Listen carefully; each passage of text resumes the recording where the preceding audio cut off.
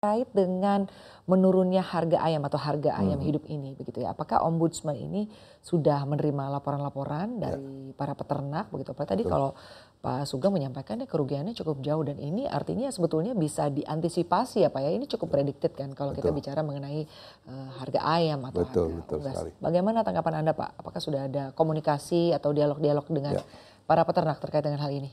baik, pengawasan ombudsman terkait dengan sektor perunggasan ini sebetulnya pengawasannya cukup melekat karena kami sejak dari 3 tahun yang lalu melakukan upaya monitoring gitu kan, melakukan upaya juga membuka diri lebar-lebar kepada masyarakat kalau memang ada keluhan silahkan.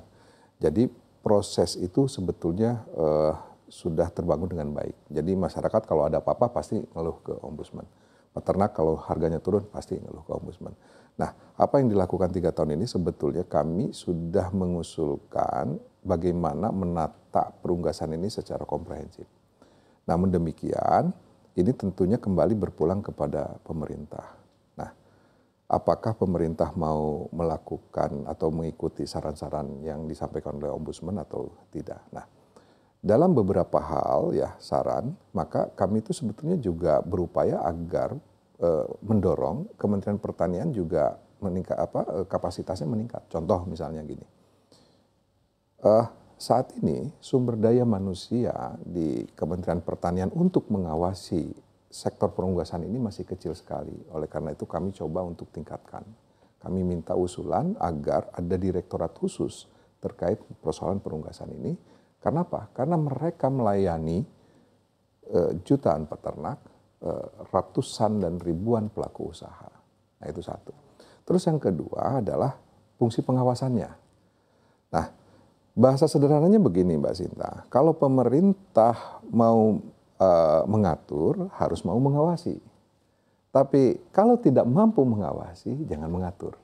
Nah, kalau kita lihat misalnya eh, kebijakan ini supply live bird di pasaran ini dulu itu kan tidak diatur oleh pemerintah karena pemerintah tidak mengatur kuotanya. Jadi orang bebas saja. Orang bebas mau mengimpor dari mana GPS-nya dan lalu dikembangkan di Indonesia. Namun demikian, setelah berbagai macam persoalan di masa lalu, akhirnya pemerintah melihat, oh nggak bisa nih harus dikuota.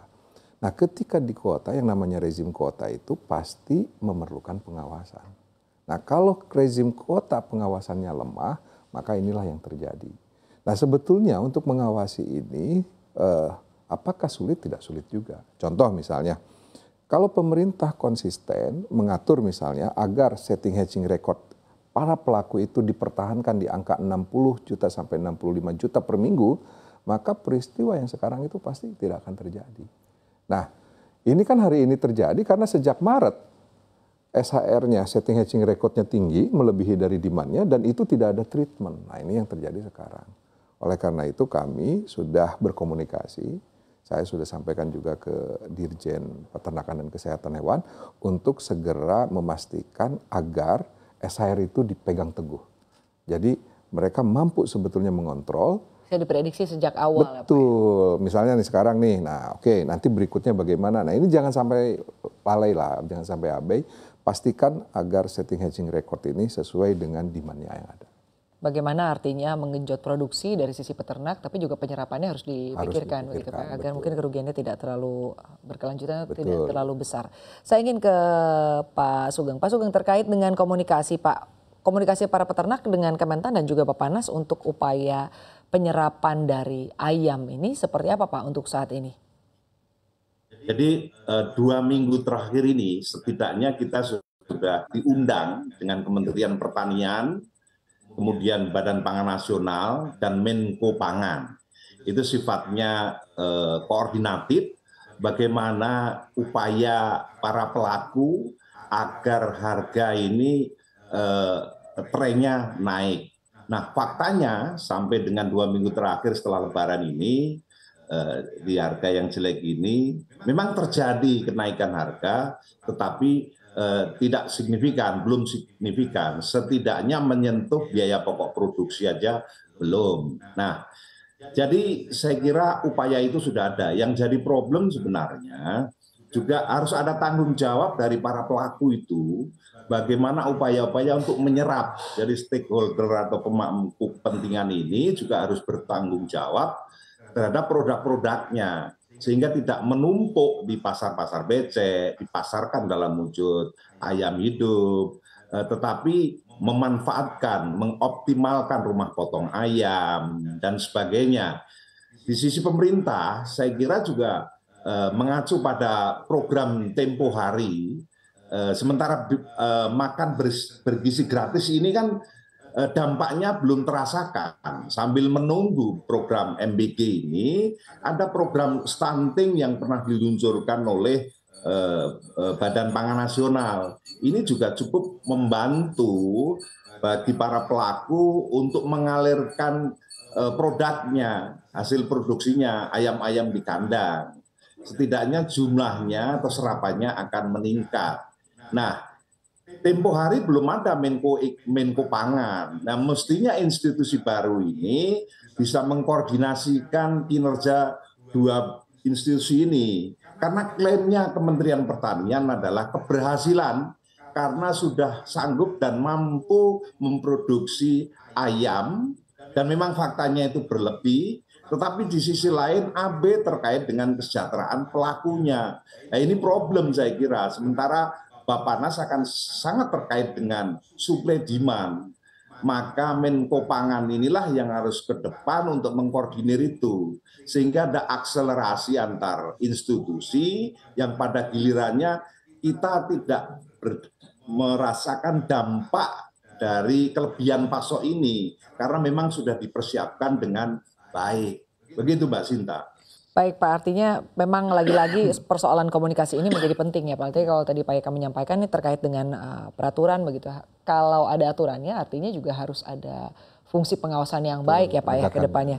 Baik, lalu selanjutnya Pak, ini kalau dari Ombudsman sendiri ya, bagaimana melihat terkait dengan upaya pemerintah ya. Kita ambil contoh beras nih Pak ya. Kalau kita lihat beras ini kan Bulog berupaya untuk menyerap hasil panen sehingga harganya ini boleh dikatakan cukup stabil ya, walaupun beras sempat mengalami kenaikan tapi akhirnya sekarang berada di harga yang boleh dikatakan relatif stabil. Untuk ayam sendiri Pak, dari Ombudsman bagaimana nih upaya dari Ombudsman untuk terus mendorong pemerintah untuk terus melakukan pengawasan? Tadi karena menyampaikan bahwa ini nampaknya memang kita dari sisi pengawasan boleh dikatakan kurang nih Pak ya. Langkah-langkah apalagi ke depannya akan terus didorong oleh Ombudsman begitu ke pemerintah sebagai upaya untuk menjembatani bagaimana kepentingan dari peternak ini juga jangan sampai terus merugi Pak Yeka. Baik, salah satu yang pekerjaan terberat dari pemerintah itu adalah meningkatkan produksi, apalagi sampai bisa swasembada. Dan saya melihat upaya pemerintah dalam sektor perunggasan ini sudah berhasil dari sisi peningkatan produksi. Jadi produksi ayam kita sudah melebihi demand-nya, bahkan oversupply, artinya ini suatu capaian yang luar biasa. Nah, tinggal bagaimana memanfaatkan energi oversupply ini menjadi program lainnya yang bermanfaat. Di satu sisi ternyata Indonesia masih mengalami ada persoalan stunting, ada persoalan gizi. Nah, tinggal mentransfer kelebihan surplus ini kepada program-program misalnya stunting, peningkatan sumber daya, saya yakin persoalan ini tidak akan lagi terjadi. Nah, apa yang harus dilakukan? Pemerintah selain harus memperkuat beras ya, apalagi dengan adanya trade war saat ini ya, maka yang menjadi wajib ke depan dimiliki oleh program pemerintah adalah cadangan ayam. Jadi pemerintah harus punya cadangan ayam yang itu dikelola oleh BUMN, yang fungsinya adalah menyerap kelebihan dan mendistribusikannya menjadi program-program tadi, misalnya untuk pengentasan stunting, peningkatan gizi masyarakat, untuk meningkatkan nilai tambah, bahkan untuk meningkatkan daya saing ekspor, gitu kan. Nah, tinggal ini saja yang harus dilakukan. Nah, kalau ini bisa dilakukan dengan baik, saya yakin tata kelola perunggasan kita di ke depan akan menjadi lebih bagus lagi.